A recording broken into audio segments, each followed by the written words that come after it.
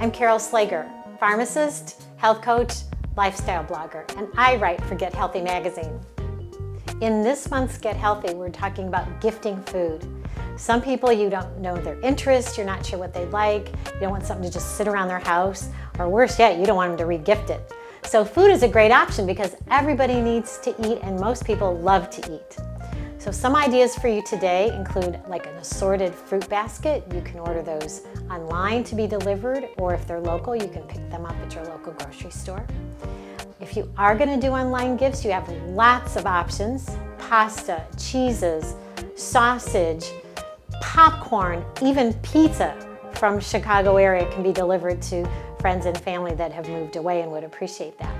So for those of you that do like to bake, spend time in your kitchen. Maybe make a batch of cookies and put them in a pretty tin to gift, or make a nut bread. Whatever you like to do, I'm sure would be appreciated. And for those of you who aren't so keen on being in the kitchen, but you'd like to give something homemade, I have just the simplest little recipe, nut clusters, that you can make and package up to give as well. So today I took a variety of chocolates. I chose dark because anytime you pick 70% of the cacao or cocoa in the chocolate, it is a healthier option because you have less sugar. Now you can use milk chocolate with this, it's your preference. I did a little combination of 92% dark, just more like 55%, and 74. So it's somewhere in there, it's not gonna be real sweet, and that's the way I prefer it myself. So I'm gonna put about a half a cup of chocolate in the pan, and I'm gonna go melt that on low heat so I don't burn my chocolate. I'm gonna stir it constantly. So now I've got the melted chocolate all set, again, over low temperature so it doesn't burn. And I'm gonna add in some, I chose pecans. You could use walnuts, you could use almonds, you could use mixed nuts. Again, whatever you prefer.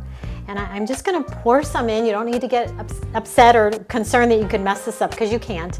But I'm just gonna put some in there and stir until it looks about right.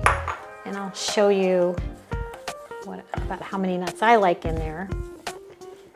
Couple more. And if you start putting them on your plate and you're like, oh, I got too much chocolate left over, just add a few more nuts, stir them in. Like I said, you can't mess this up. Okay, so that's about how I like it.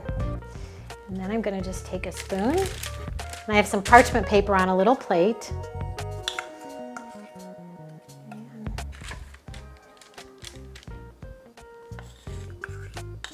And if you like more chocolate and fewer nuts, just don't put as many in. That's where your creativity comes in.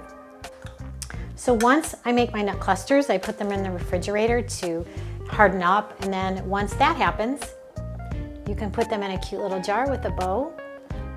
But you know what I forgot to do? I like to add just a little bit of salt on these.